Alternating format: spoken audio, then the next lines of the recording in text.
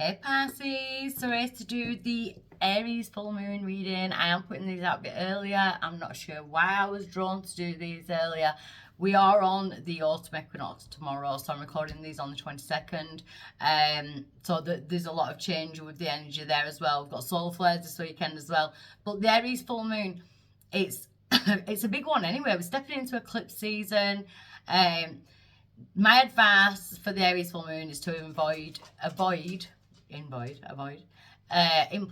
impulsive thoughts, impulsive actions, impulsive words. It's kind of, try and not be hasty with making decisions. Check in with yourself before you react to certain things, certain situations, emails, messages, conversations, that type of thing. Always check your sun, moon, rising, and Venus.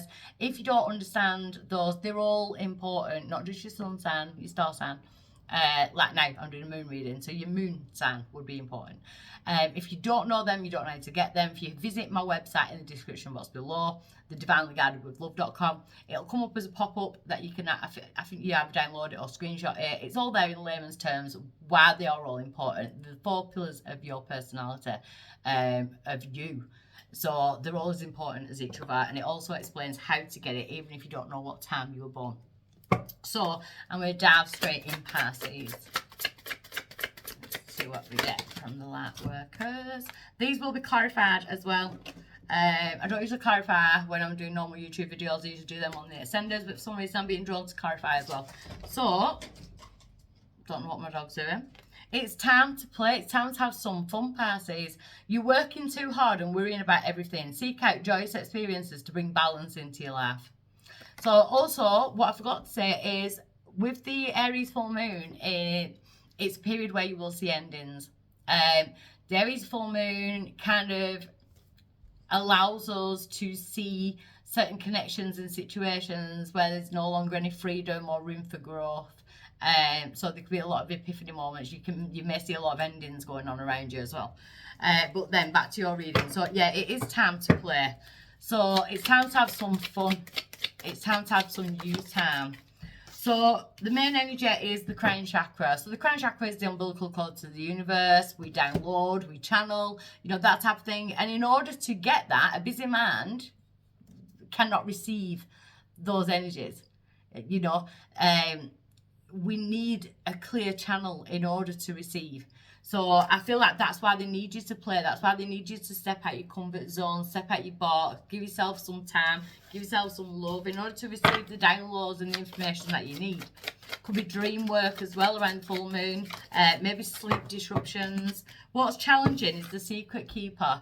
So the secret keeper is your bullshit radar, but I don't feel like you're trusting it at the moment. So you may be surrounded by certain situations that you don't trust, people, that type of thing. Are you even trusting yourself?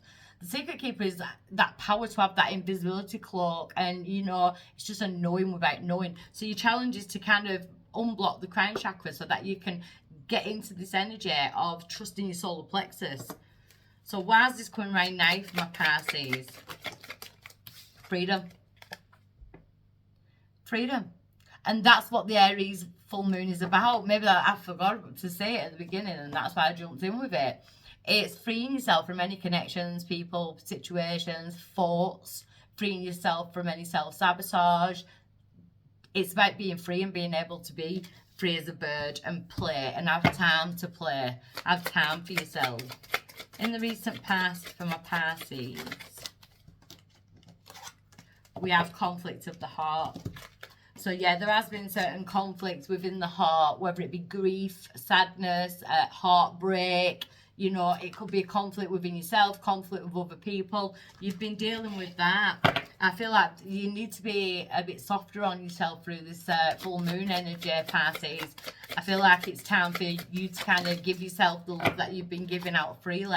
Yeah, because at present we've got the moon. And the moon gives us that power to free ourselves from things that no longer serve us. It also sheds light on the things that we don't usually want to see or we can't see. It sheds light on the darkest of things. So it is going to be a period of, you've got the ruins card, but the ruins, it's about releasing the past, bricks and mortar, things that can't be rebuilt in order to move forward. The seeds are already planted. So it's a downtime for yourself. It's time for you, is this full moon, Pisces.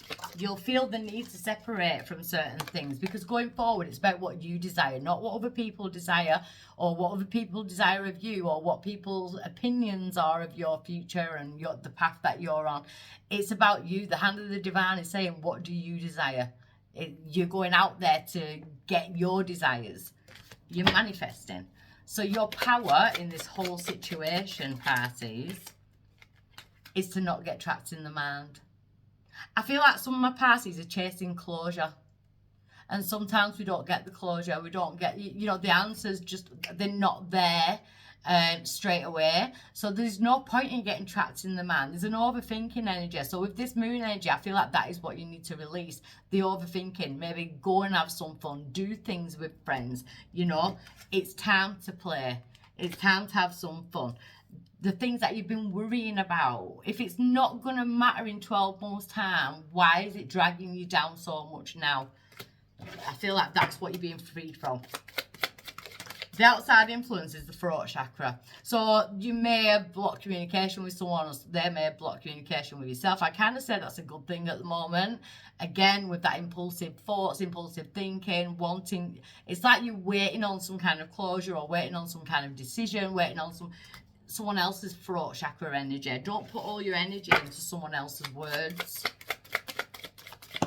Because your outcome, we've got a temptation, which is the devil card. So Capricorn energy there. But I feel like you need to be careful that you don't get tempted back. Virgo had a very similar reading. There's almost like a temptation of wanting to go back towards something where your heart is in conflict. These full moon readings, they keep turning into more like love readings, but take it as it resonates. It could be, a toxic work environment, that type of thing. Have I done the right thing? Your challenge is to know who to trust and what not to trust. So I want to look at the secret keeper.